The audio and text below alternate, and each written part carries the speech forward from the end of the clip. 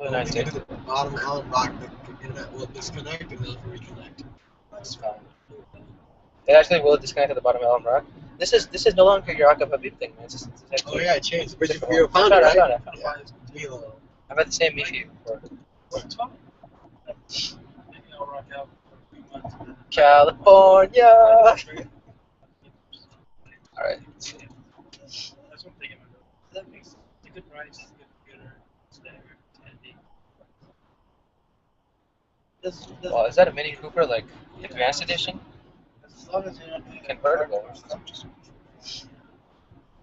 even that. Oh, that Mercedes bus, man. It's a big bus. Like, you can't, like, the new ones, like, the reason I like these windows are shut, like, the internet, like, Hey, Danielson, how's it going, man? Hello, sir. How are you? Capitão Nascimento, tudo beleza? Tudo beleza, e você? Tudo beleza, tudo beleza. Are you traveling? Are you,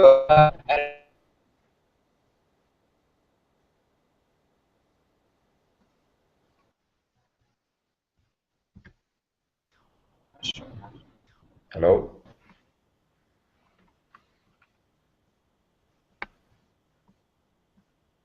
Probably not. I think my internet went bad.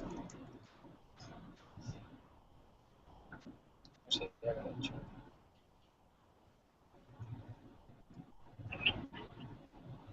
No, internet's still good on my end. Yeah. Hello, Nelson, sir. can you hear Can me? you- Yeah. I can hear you. I can hear you. Good. Nice. Are you traveling? Yes, I'm actually just driving. My friends are in the car with me. We're all driving back home to our house. Okay. Uh, Is it sunny?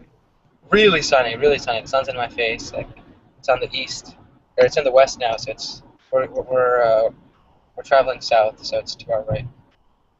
And yeah, it's a sunny day. It's beautiful.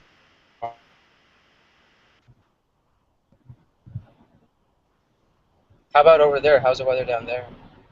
It's raining a lot here in São Paulo. Really interesting. Yeah. Did you have your trip to? Did you go on your trip to Argentina? Yes, I went there last week. Nice, nice. And what about when you were? Are you also going to go to the U.S. soon? I think you said. Yes, maybe next year. Maybe April or May. Maybe April or May. Okay, nice, Yeah. nice. Very cool, very cool. How was the trip to Argentina? Did you speak Portuñol? Yes, it's like a portuñol. Nice, nice. Yeah, That's but good. it was terrible. We had a lot of work to do there. So there, especially in Brazil too. Yeah, It was a busy week. super busy, I'm sure. Yeah, it happens, you know. I mean, I guess Brazil and Argentina, two countries doing pretty well economically. And were you working to expand, like, well, in Argentina, or like what was the project that you were working on? No, we have a project and you divided the Americas in two parts. It's like a uh, north how do you say that? South America and North America, you know? South and North America, yeah. Yes, and we are responsible for South Americas. Here in Brazil, are responsible for also for South America. Uh-huh. So it's a big responsibility because you have a lot of countries. Yeah, yeah. Yeah, that's amazing. Hey, and also Salvador's back. Hey, Salvador, how's it going? Hi, doing great. Good. So, guys, I'm gonna just let you guys know that since I am in a car, as you guys can clearly see, the internet may disconnect. If that does, I will try to reconnect as soon as I can. It may take a few minutes to do so, but my intent is to come back to the class if that happens. So, if you guys are wondering where I am or something, because we'll be going into the mountains, like a little bit higher elevation in a few minutes, and in that area we might lose the internet signal. So don't bounce on me just yet. I will be back. Okay, Yeah, don't worry. great, Don't worry. awesome. Just wanted to, so today, guys, we're going to be looking at modals of deduction, right? And when we talk about modals of deduction, these are words that we use in English when we are talking about how likely it was that something happened. So, for example, there are three main categories of words that we use. If we are 95 to 100% sure that something happened, right, then we use the word must. So, for example, let's say, like right now, I'm driving and I see a car that has its windows broken, right? If I was extremely sure, I could say it must have been a robber, right? It must have been a thief, right? If I didn't know, if I wasn't that sure, I could also use other words to describe how likely it was that something happened. And the other categories of words, we have may or might, which is about 50%, and we have could, which is about 25%.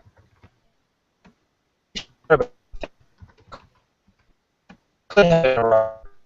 Yeah, you weren't there, you didn't see anything, you're not sure if it could have been, the weather or whatever the case might be, right? And may or might is that 50% yes or no, half and half kind of scenario. So these are what we use primarily when we are talking about these modals. And since this is an intermediate level class, I would imagine that both of you guys have seen this material before. So I'm not going to be spending too much time on the actual differences between these three. I want to help you guys think of situations in which we can use these words. So the first type is just wanted to describe what happens. So the way that we construct the sentences with the modals is you can say, for example, you can speak in the present tense, you can speak in the past tense, right? You can speak with the past participle if you're talking about past events specifically.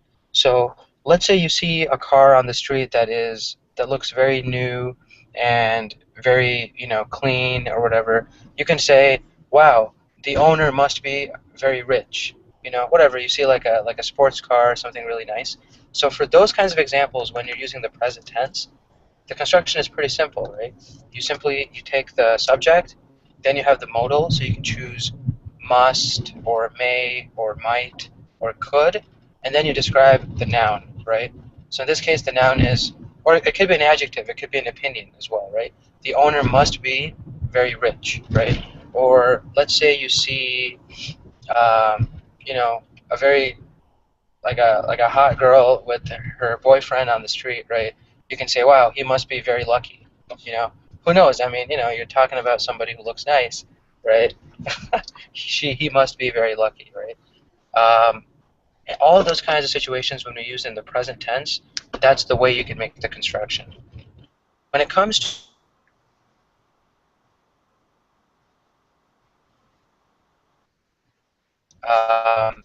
what was your question about must?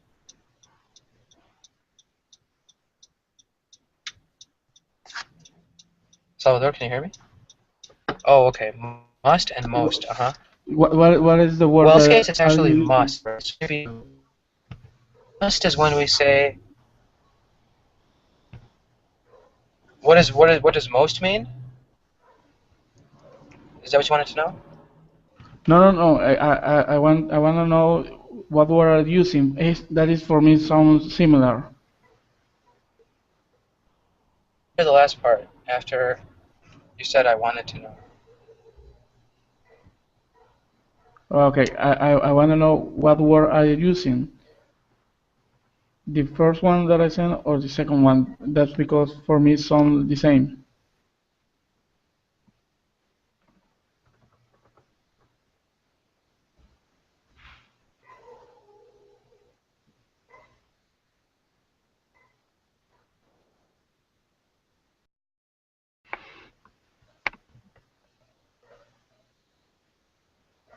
Salvador, can you hear me? Yes, I can. Okay. Farhan? I think he lost the connection. And yes, probably he's lost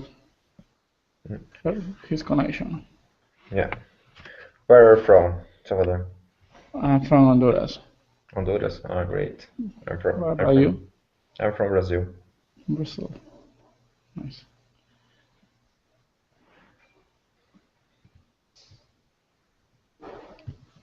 How about the weather in Honduras?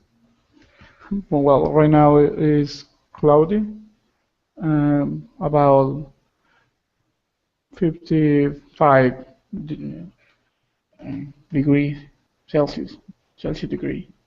Okay. How about Brazil? Yes, here in São Paulo it's I believe 23, 20, 25 degrees Celsius degrees.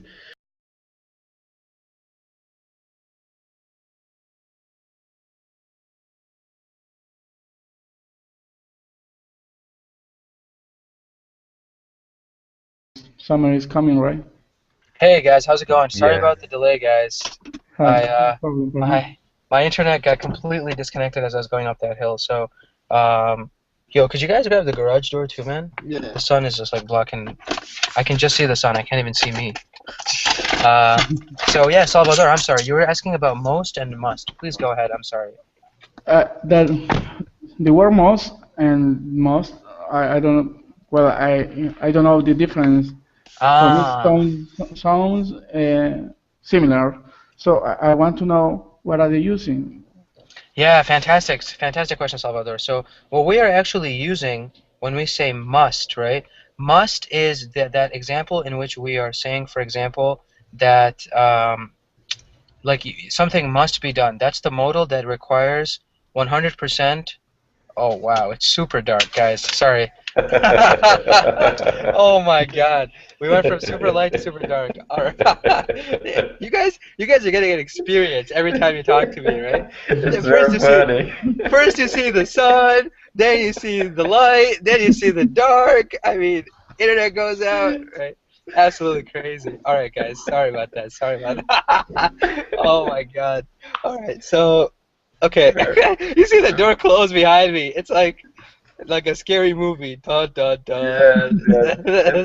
yeah. That was think of why now just wait somebody get into the garage with the knife in I there. know. I know. We're crazy. And people, my friends and I right now, we are just a bunch of animals. We don't care about anything. Like when they see me take classes, they're like trying not to like say anything because they don't want to distract you guys from like our jokes. We always joke, you know. So Yeah, I it's can very, imagine. it's so fun. It's so fun. But yeah, so going back to your question, Salvador, right? Most is when we say, for example, lo más de algo, right? So, if you want something, if you want, it's the highest form of, for example, mucho, right? So mucho is more, or mucho is most actually, like mucho gusto, like very, very nice to meet you, or I want the most of something, right? It's the highest quantity, right? So most deals with the quantity. So I was most happy when you came here. I was extremely happy, very high level of happy, right? But Okay. must is different. Must is when you're saying, for example, you are 95%. Must has two actual roles, right? So must has I must do something. It indicates necessity, right? I must do something. I have no choice, right?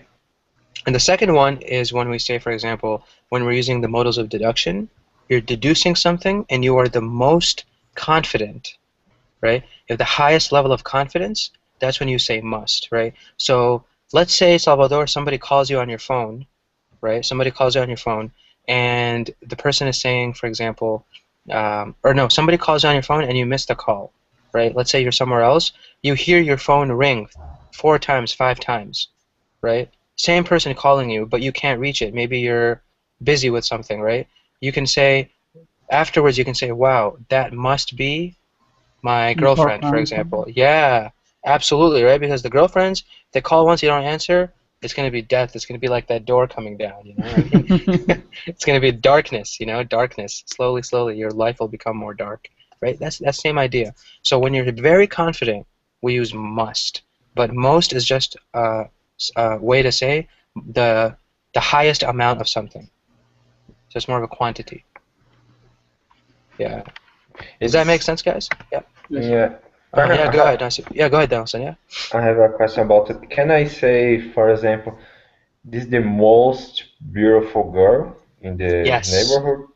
Yes, yes, Okay. absolutely, absolutely. Okay. This is the most beautiful girl in the neighborhood because you're saying that highest level of beauty, right? Okay. Nobody is more beautiful than her. So the most, the highest, I mean, most is just the highest form of more, right? So for example, most is a superlative, right? Most is a superlative because we're Okay. saying super, something that's super high, whatever. Yeah. Great job, guys. Great job. Good. So I wanted to bring us back, guys, very quickly. I wanted to mention the situation that we see when we talk about, for example, I'm going to give you guys a situation, right? And I want you guys to use, we have must for 95%. We have most or might, I'm sorry, might and may for 50%. And we have could for 25% when you're really not confident at all, right? Really low level of confidence, right? So let's say, Danielson, let's say that you are driving down the street and you see a building that has no windows. It looks black, like maybe it was burned or something happened, right? There's destruction around it everywhere, right? What could you say about that building using one of these modals of deduction? Can I say this building must be abandoned? Absolutely, absolutely. Perfect, perfect. This building must be abandoned, right? Who's going to live Yeah. in that thing? No one's going to live inside, right? So you Yeah. are so sure, highest level of confidence, this building must be abandoned, right? Fantastic. Um, Salvador, let's say you are in the store, right? Let's say you're in the store and you see, actually, no, let's say you're not in the store. Let's say you're driving, right? And you see that there's a store on the side of the street. There are a ton of people. Nobody can get inside. Everybody's pushing, pushing. I want to go in. He wants to go in. There's no space. There's all these people around outside the store, right? What could you say just driving by? What would go through your mind at that point? Um, Maybe I don't know. Something could happen there. Yeah, something could have happened there, right? So when you're talking about something that could have happened, right, we're using the past. And in that example, we would use the past participle. So the subject plus the modal, in this case could, right, plus have, and then a past participle, right? So you can say someone could have died, right? Maybe, who knows? Someone could have died, and now everybody's trying to see who it was, what happened. Oh my God, police, ambulance, all the different things, right? Someone could have died, or something could have happened, right? No idea.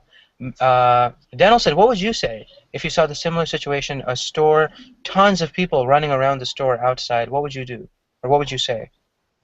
Can I say maybe you have a promote product in promotion or Yeah, some how would you use one of these modals using that idea? How would you use one of these modals? may may may you have may we have a promotion? Can I say that? Yeah, we could say uh Yeah, there may be a promotion. there may be a promotion there, or Yeah, there may be a promotion in this store. exactly. And if you want to have the subject at the beginning, you can also say the store may have a promotion, Yeah, the right? store may Exactly. have promotion. Good. Yeah, the store may have a promotion, right? So the store may have a promotion. There may be a promotion, you know, any of those examples, right? Because when we say, actually, guys, I think this might be something that is, do they say promoción for the word promotion, Danielson, in In Spanish Hmm. is promotion. promoción in Spanish, right? Yeah. I don't know portuñol, so maybe it's a little bit different, Danielson. But, Promo promoção. okay. Promoção. Okay. So yeah, in English, guys, actually, the closest word to this is sale. Sale, Ah, right? sim. There may be a sale, right? So when you go to the store and you see people, 50% off, 100% off, or not 100% off, but that's free. 50% off, 75% off, right? All this kind of stuff, right? it's called a sale, right? We can say discount, you can say sale, right? Sales off. What about offers? Offers, yeah, offers is another one. Absolutely. They may have offers. They may have, instead of saying offers in Salvador, we should say they may have really good offers, because just offer by itself doesn't mean much, but they maybe have Okay. really good offers that people are going to, right? Okay. So good offers. Sale off, actually, Danielson, is not used very commonly, actually. We could say, Oh, um, 7% off, maybe. yeah, they may have a 75% off sale. Okay, yeah. Yeah, so we can say a percent, right, plus Mhm. off, plus the word sale. So 50% off sale, 25% off sale, 75% off sale. Yeah, yeah. Yeah, Let, that let works me really ask, well. let me ask a question. Sure. Promotion, I think it's more related to job promotion, for example. Yep, yep. Salvador Salvador received a promotion last week, for example. Exactly, exactly, exactly. In Okay. English, in English, when we use promotion, in the sense, or at least in, I can only speak for the English in the United States. When we use the word promotion for a business, then we actually say promotional, and then we add another word. So we say, for example, they are giving a promotional offer.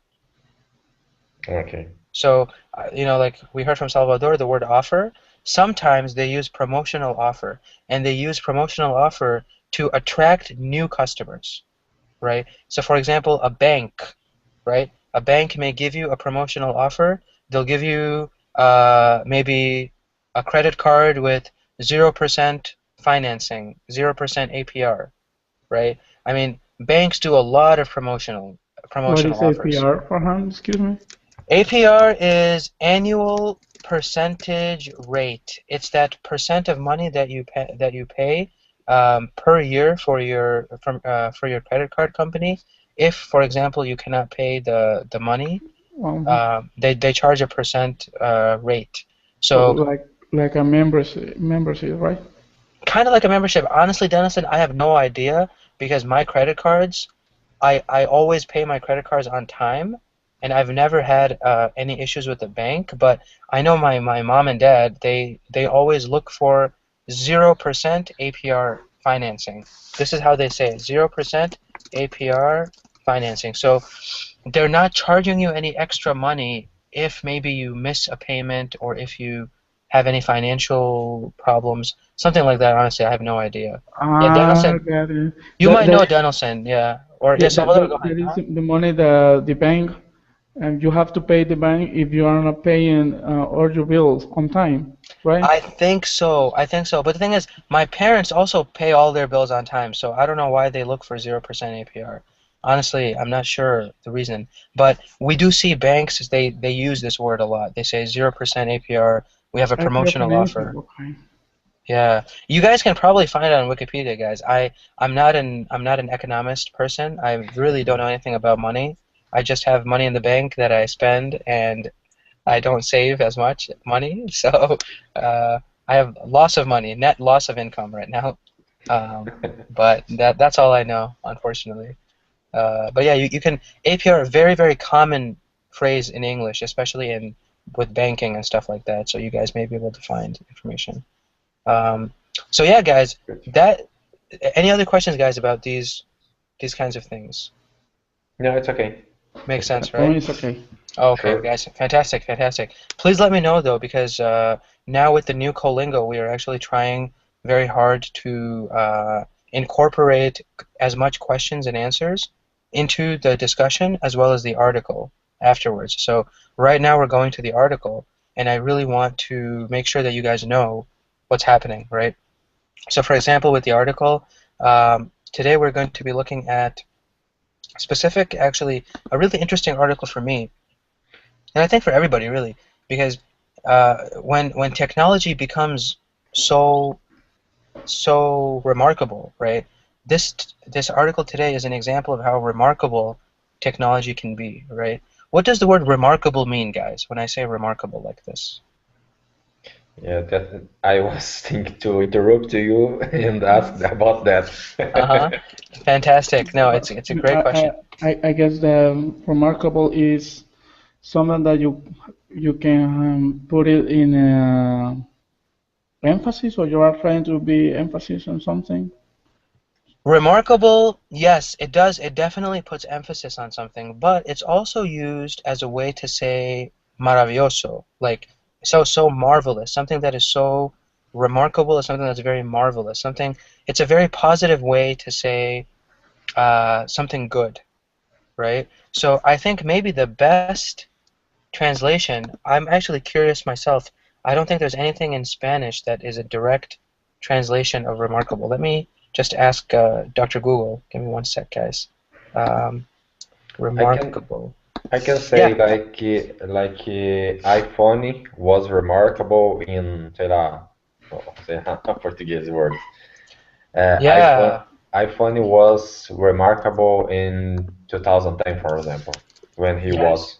Well, according to Mr. Google, remarkable in Spanish could be something like extraordinary or special, Yeah, or outstanding, unusual. notable, notable. También se dice notable, Yeah, Mm, right?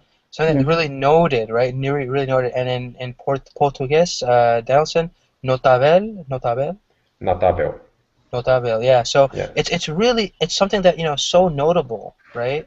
And extraordinary or really amazing, right? Salvador, is that what they said? Also, I actually cut you off when you were saying it. No, that's what I'm trying to say. Uh-huh. Yeah, extraordinary, right? So when we see technology, guys, right? It's so notable. It's sometimes technology. Oh, Dios mío. Ah! Let's see. One sec. Can I turn the light on here? Let's see. Okay, so now that I'm in Preto, that one is for Denelson. Let me just quickly move out of the garage. I'm just gonna go back into the house, guys. Dios mío. All right.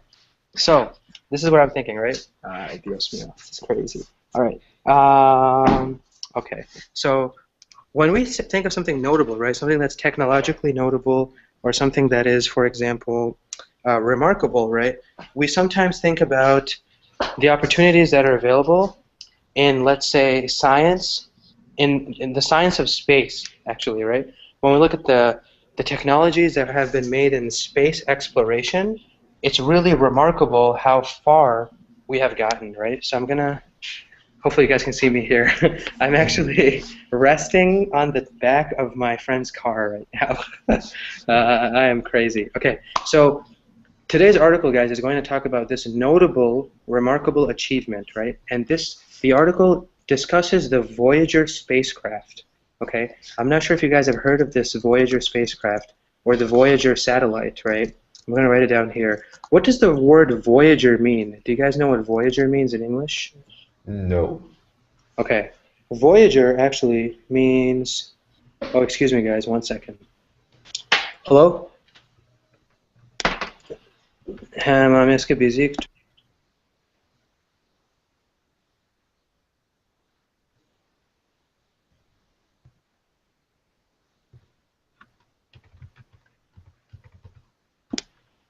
Sorry, guys. That was my mom. No problem. It's going crazy today. So, okay. So just want to... So the Voyager, guys, what is the meaning of voyage? Do you guys know what the word voyage means? Voyage is actually similar to a word in Spanish and maybe also in Portuguese. Voyage? Yeah, you guys can ask Dr. Google. Yeah. In the meantime, yeah.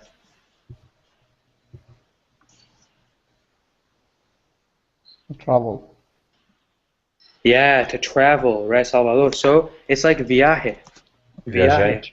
Viaje, yeah, viaje in Portuguese, right? So a Yeah. voyage is a travel. So somebody who voyages, somebody who goes on trips, somebody who travels is a voyager, right? So this satellite was released from Earth, I think, in the 1970s, right? Viajante. Yeah. Viajante. Yeah. So it's something that travels, right? And this Voyager spacecraft was released from Earth in, I think, the 1970s. So for the past 40 years, it has been traveling continuously. It passed all the planets. It went to Jupiter, Saturn, saw all the planets, and now finally it has left the borders of our solar system. Right? How cool is that? This is the furthest man-made object in the universe. We have never sent anything that was made by man that far. And we have no idea where it's going. We know that it's at the border of the solar system and whatever else is outside. Right? So, and it's still sending information back to Earth. How crazy is that? Right? I mean, released 40 years ago, and it's still sending that information back to Earth. So we're going to see how this Voyager spacecraft, right, revolutionized, this remarkable piece of technology, revolutionized what we know about the world, right? Absolutely remarkable. I love reading about this kind of stuff. So here we go. This is the article, guys. I'm going to screen share very quickly as well. And as always, if you guys have any questions, right, feel free to please stop me during the class. You know, don't feel bad. Just interrupt me. It doesn't matter, right? If you guys have any questions. So let's take a look at this article. So Voyager, right, becomes the first spacecraft to enter interstellar space. Interstellar space, right? So when we look at the world, right, this is the sun way in the middle, and then this is our solar system, right? It's just the small area surrounding the sun. Then this area that's labeled the termination shock, this is the area that is directly controlled by our sun, right? And if I'm not mistaken, the Voyager spacecraft is about to enter the heliosphere, this massive, gigantic space of, you know, this massive, gigantic area of space where we don't know anything that's here, right? I mean, maybe there are stars, but we never have seen anything out here closely, right? So the Voyager is going to be doing that. So the scientists working on the Voyager 1 mission say the spacecraft entered interstellar space on or around August 25th, 2012. They estimate that Voyager 1 is 11 billion miles from Earth, which puts it beyond all of the planets and Pluto, right?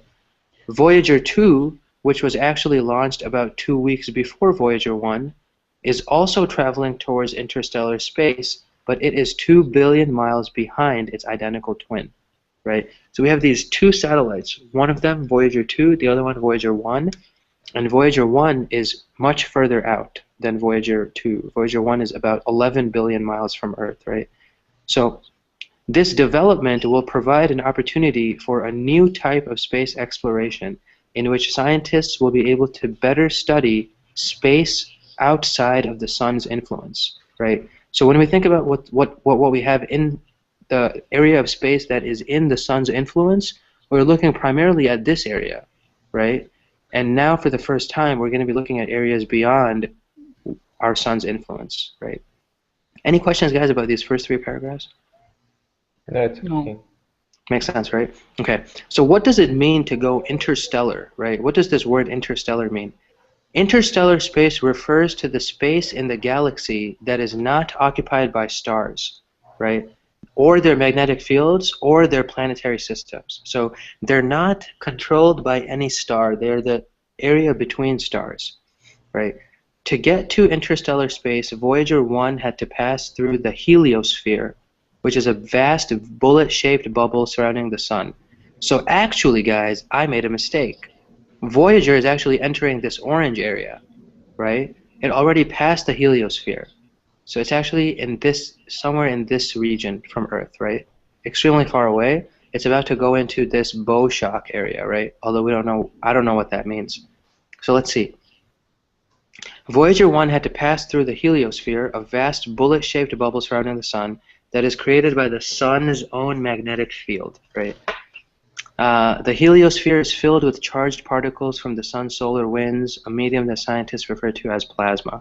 Blah, blah, blah, blah, blah, blah, blah, blah, blah. It's a little bit more scientific, guys, but it's saying that this area is made of something called plasma, right? Because it's still affected by the sun. The word helio actually comes from sun, right? So this entire area is under the effect of the sun, but we have no idea what's out here, right? This is not under the effect of the sun, and that is where the Voyager 1 is traveling. Let's see. Okay, we're going to skip, guys, all this stuff. It's very scientific stuff. Let's go down to where we see the Voyager spacecraft. So when Voyager 1 was first launched, its mission was to photograph Jupiter and Saturn. But when it traveled far beyond these planets, its mission shifted to look for interstellar space. On board both Voyager 1 and 2 are gold-plated phonograph records that contain various sounds and images chosen to communicate the diversity of life on Earth to any extraterrestrial life that may find the spacecraft. This is super cool. Super cool, guys, right? It's a very long kind of paragraph, but any questions about this part? I really want you guys to understand this part. No, I don't have a question. If I understood correct, it was licensed to take a photo from Jupiter and Saturn. But after that, the guys could do more things. Yes, yes. So after it finished photographing or taking photographs of those two planets, right? Its mission was to look at interstellar space, right? But this part I think is really cool. On board both Voyager 1 and 2 are gold-plated phonograph records that contain various sounds. Excuse me. Yeah, go ahead. What phonograph means? Phonograph, fantastic. What do you guys think it means? If it starts with the word, the prefix phono, phone. What is phono in Latin or Greek? It's a song, like song. Yeah, it's like it's a sound or a song, something like that, right? Yeah. So both of these satellites, okay, they have records, like record players, you know, from the 70s where you can play music, right? Both of these satellites have records on them that contain sounds and photos from Earth. In case somebody outside, some other alien finds these two satellites, let's say it goes to some distant planet and there are aliens there, right? The scientists back in the 1970s wanted there to be some kind of sound and picture to these aliens that, you know, that they could learn about the Earth.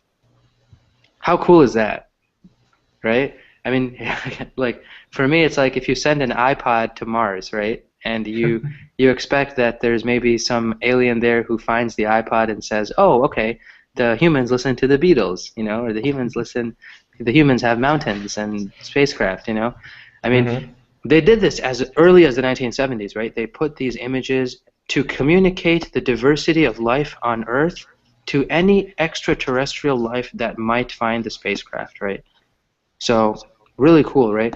On each record's gold aluminum casing, right, so on the outside of the record, are symbols explaining the mission's origin and how to play the record. So it even has directions.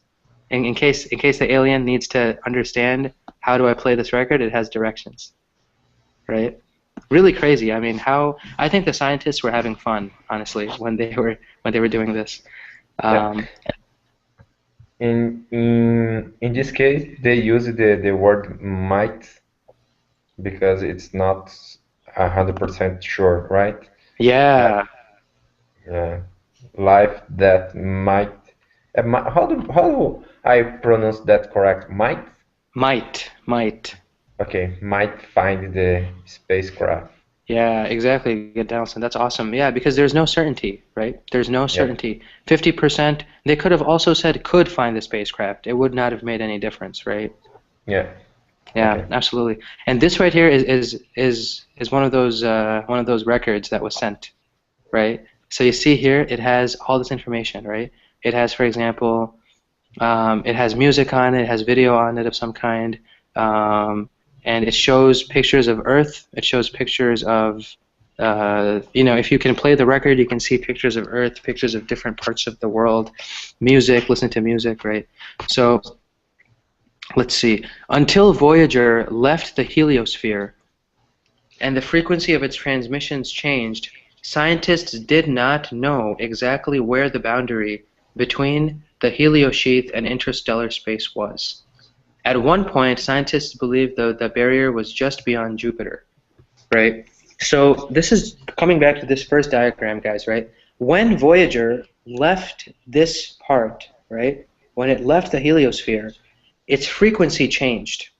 So it sends information back to Earth in frequencies, right? The frequency changed, and at that point, scientists said, that must be the border of the heliosphere, right? Before, scientists had no idea. They thought the heliosphere was much closer, that it started out here, right? Really, it starts much more further away, right, in this area. So Voyager helps us find the information or find out where the heliosphere ends, right? Now that Voyager has entered this interstellar space, the space between the stars, it will be able to take the first ever readings of low-energy cosmic rays, right? I'm not sure what low-energy cosmic rays are, but this is the first time that it'll be able to get those kinds of readings, right?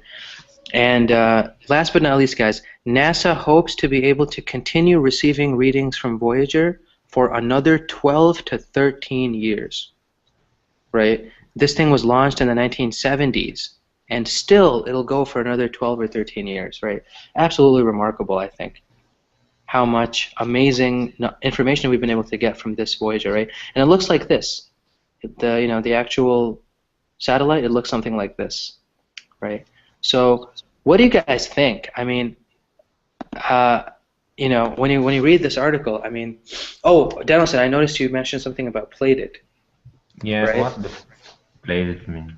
Oh, that's a great question. Something that is plated is something that has, for example, if we say gold plated, right, that means that it was created with a layer of gold on the top. So, for example, if you buy some kinds of ceramic, some kind of bowls, some utensils, right? So forks and spoons and those kinds of things, knives, right? Some of those are silver plated. They have silver on the top layer. For example, a very expensive knife that you use to eat dinner, for example, right? We use gold plated, silver plated. Just that top surface has a thin layer. Yeah. Yeah. Okay. Awesome, guys. Also, I'm going to move inside because no matter where I go, the light is just running away from me. So I think because it's sunset right now, right? It's a little crazy. But yeah, what is your reaction, guys, to this article? Isn't it remarkable that the Voyager has been doing what it's doing? What do you guys think? Definitely. Yeah. I think that is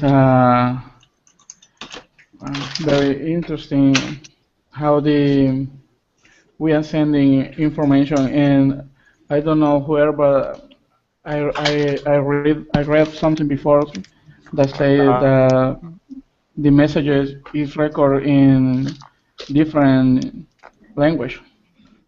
Oh yeah, right. Maybe, guys. I'm not sure. I haven't heard about the different languages part, but it seems very likely, very reasonable to me that they would have, different languages recorded on this, right? But why do you think the scientists did this, right? Why do you think the scientists decided to put this information on these discs or on these records? Just for fun, or was it just maybe? Do you think they really believe that there is life on another planet? They are hoping that find They're life. hoping. Yeah, they are hoping that finding life in another planet.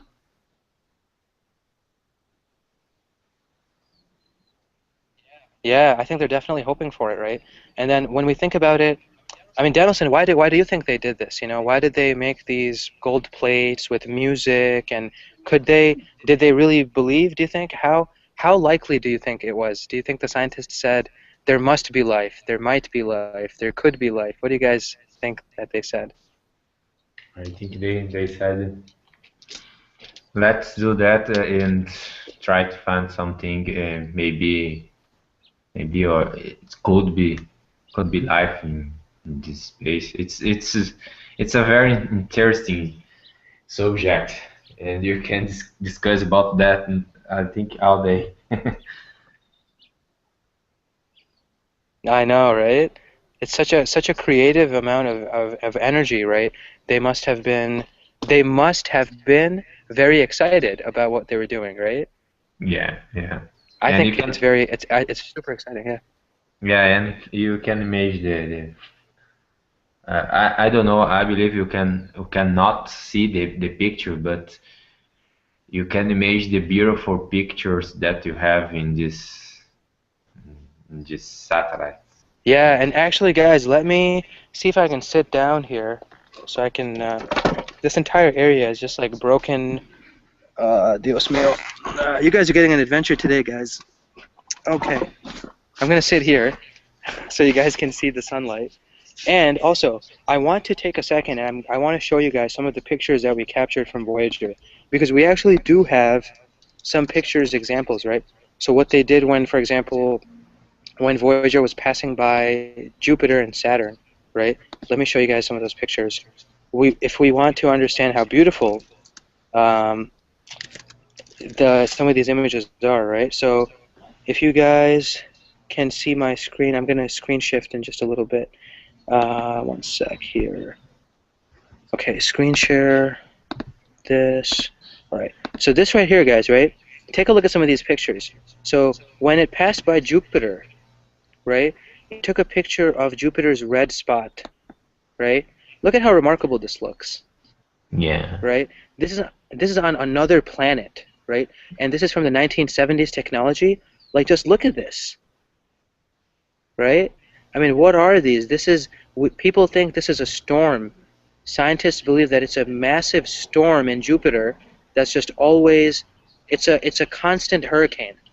It's a hurricane that never goes away. According to this scientific, and that storm has been taking place for 300 years, more or less. Yeah. I mean, how crazy is that? Like, look at these designs, right? It's I like mean, art. it is. It looks like art, right? But it's actually from another planet, right? And then we see, for example, so we see more of the satellite pictures here. I wanted to see if you guys could see an image of Saturn, right? So let me actually do Voyage 1 Saturn, right? Saturn is my favorite planet because of the rings, right? Saturn has these rings. So Voyager took some of these images, right? Look at how remarkable this picture is, right? I mean, from far away, when it saw this planet, right? No human has ever seen this planet, but look at the rings and the detail of the rings, right? Using 1970s technology. And then later on, when it passed by one of the furthest planets, right? The furthest planet from the sun right now is Neptune, right? But when it passed by Uranus, this other planet Uranus, right? Uranus had remarkable amount of, this is a blue planet, right? Let me see if I can show this to you guys. So, It's completely blue. completely blue, yeah, look at this guy, right? I mean, let me see if I can open it clearly so that you guys can see the picture. Wow, my internet here is just horrible, guys. My apologies. No problem. Yeah, Not let me, worry. oh man. Okay, what is going on here? Anyway, so we see some more of these pictures, right? I wanted to zoom in on this one, but my internet is just horrible. Let's see. Yeah, so, you know, there is a part of Uranus. I heard that just like Jupiter has the red storm that we heard, Uranus has this blue spot, right? So it was able to go as close as we can see here, right? What are these white spots? What is this blue spot, right? What is the atmosphere of this planet like, right? Absolutely remarkable. How much it was able to gather from this voyage, I should say, right? So I don't know, guys. I think it's really awesome. And I have a couple more questions for you guys. Actually, I was going to ask you guys. Do you think, do you think there could be life on other planets? What about you, Salvador? Let's start with you. Um, if I like to be life in another planet, Yeah, do you think it's possible? Could there be life on another planet? uh, well, I think that could be possible, and because, but I don't know if in the way that we know life. you know, um, we know for certain that how do you say organismos? Organisms. Organisms Uh-huh. need oxygen and water, but maybe that could be another kind of life in other planet that maybe don't need oxygen or the water just to have life, Hmm. and that could be a great, but I don't know. I'm not sure. Hmm. Yeah, right. So maybe life exists, but not in the form that we imagine, right? Maybe it's bacteria or very small life form, right? Yes, always mankind are looking for another planet just to leave the Earth and go there to live in other planet. There's always we are looking for a planet who can have water and oxygen just to move from the Earth to that planet to live and conquer that. I think that's cool. That's that's cool gonna happen. Yeah, I know, right? So this idea of conquest is probably not very realistic, right? Yeah. Yeah. What about you, Denelson? Do you think there could be life on other planets? Or other stars or planets? I don't know, whatever. It is an interesting question. I do not believe on that, but it's kind of surprise. I don't know. Maybe or could be a surprise in the future.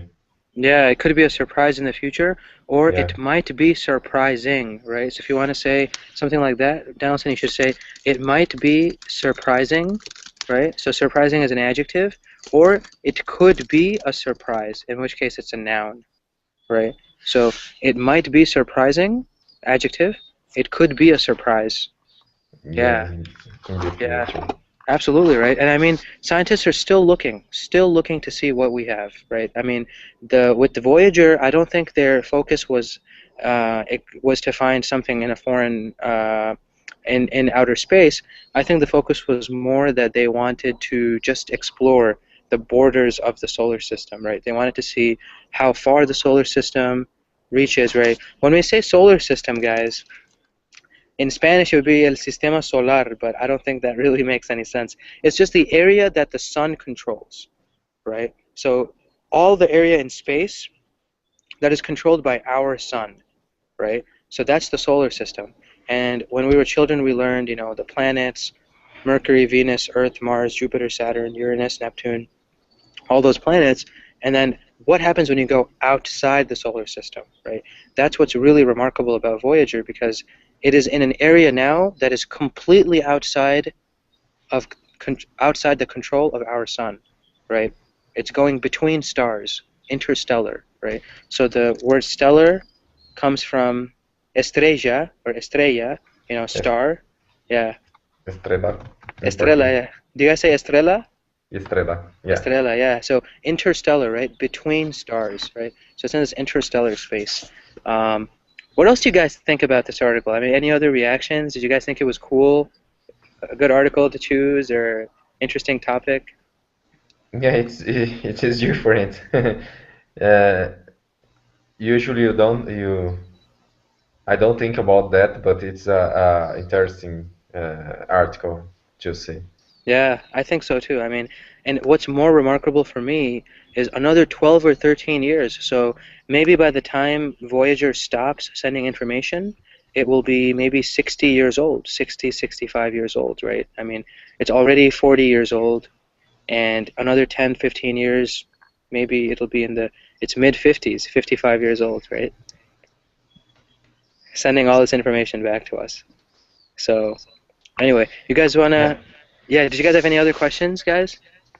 No, I'm thinking about the maintenance about this satellite. You know Yeah. how it's work. It is interesting to think about. Uh, Maybe I don't know. It's 40 years ago, Uh-huh. and no maintenance, right? And it's still Yeah. working. It's still working, yeah. They say, I think it's using the maintenance behind it. I think it's coming naturally inside. I think it has it uses the power from the sun, right? But now it's surprising because there's no sun where it is right now. So how is it receiving power? I have no idea, honestly. Yeah, yeah. You know, maybe it's using reserved power, battery power. I have no idea, honestly, but it's really remarkable. Yeah. Yeah. Awesome, guys. You guys want to see the California sunshine? Here it is, Sure. California. What time is there? 5 o'clock. 5 o'clock? Yeah, so this is California right now. I mean, you guys can maybe see a little bit more close, but this is sunset right now in San Jose. San Jose. San Jose. Yeah. San Jose. So it's really nice, guys. Thanks for being here, even with my internet problems and me garage door closing on me and all that crazy stuff. But yeah, any other questions, guys? Anything else you guys wanted to ask about? No, No. for me it's okay. We had a great class today. It's very funny. Awesome, Donaldson. Thank you. Appreciate that. Salvador, any questions from you? It's my second hour with you, man. You gotta have some questions. No, not for the classes. The class was great. Awesome. Appreciate it, guys. Starting tomorrow, bright and early, more classes. As always, if you guys have any questions, Facebook, email, whatever you guys need, I'm available. Okay. Awesome. Thank you. Absolutely, guys. Take care. It was good to see you. Okay. Take care, Bye-bye guys. for now. Bye-bye. Yeah. Bye-bye, Nelson. Bye-bye. Just yet, I will be back. Okay, yeah. don't worry. Great. Don't worry. Awesome. Just wanted to, so today, guys, we're going to be looking at modals of deduction, right? And when we talk about modals of deduction, these are words that we use in English when we are talking about how likely it was that something happened. So, for example, there are three main categories of words that we use. If we are 95 to 100% sure that something happened, right, then we use the word must. So, for example, let's say, like right now, I'm driving and I see a car that has its windows broken, right? If I was extremely sure, I could say it must have been a robber, right? It must have been a thief, right? If I didn't know, if I wasn't that sure, I could also use other words to describe how likely it was that something happened. And the other categories of words, we have may or might, which is about 50%, and we have could, which is about 25%.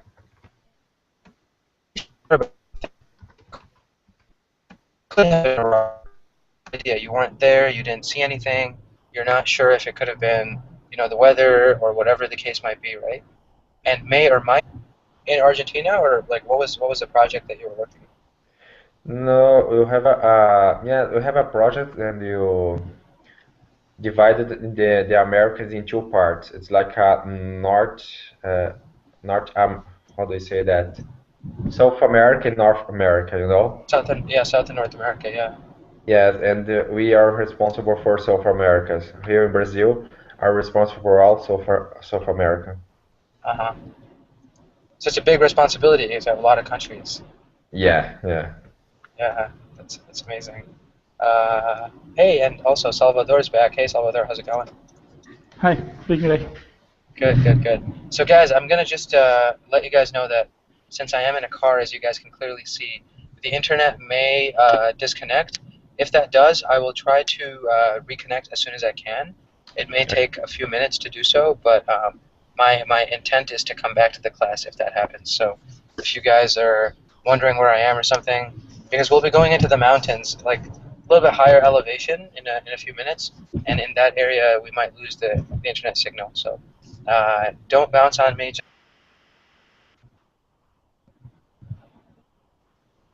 How about over there? How's the weather down there?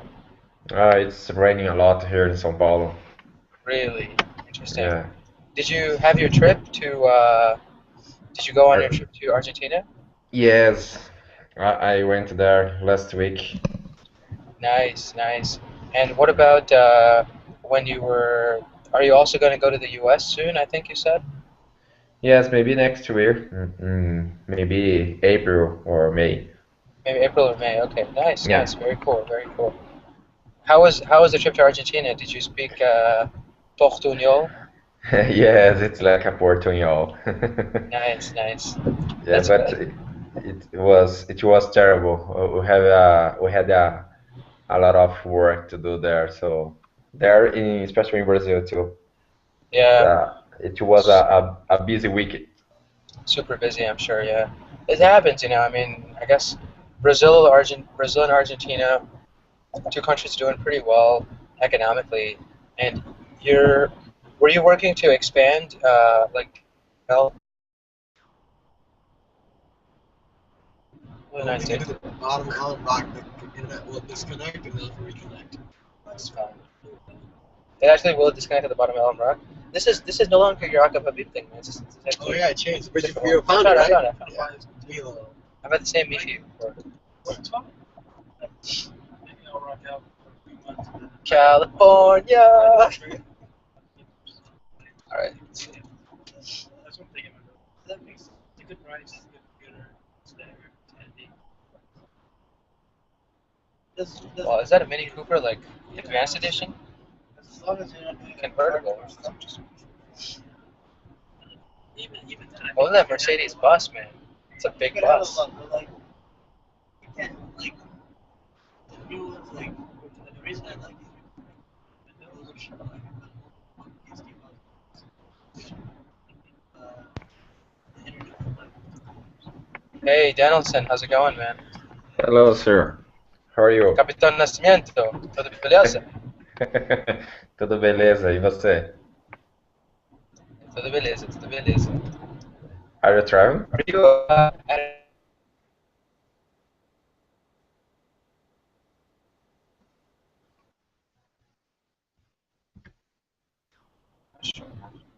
Hello?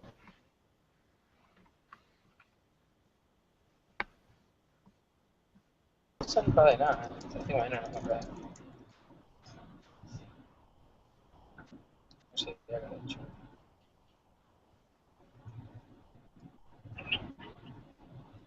No, internet's still good on my end. Yeah. Hello, Nelson, sir. can you hear me? Can Yeah, you yeah, hear yeah, me? yeah. I can hear you. I can hear you. I can hear you. Good. Nice. Are you traveling? Yes, I'm actually just driving. My friends are in the car with me. We're all driving back home to our house. Okay. Uh, Is it sunny? really sunny, really sunny. The sun's in my face. Like it's on the east, or it's in the west now. So we're traveling south, so it's to our right. And yeah, it's a sunny day. It's beautiful.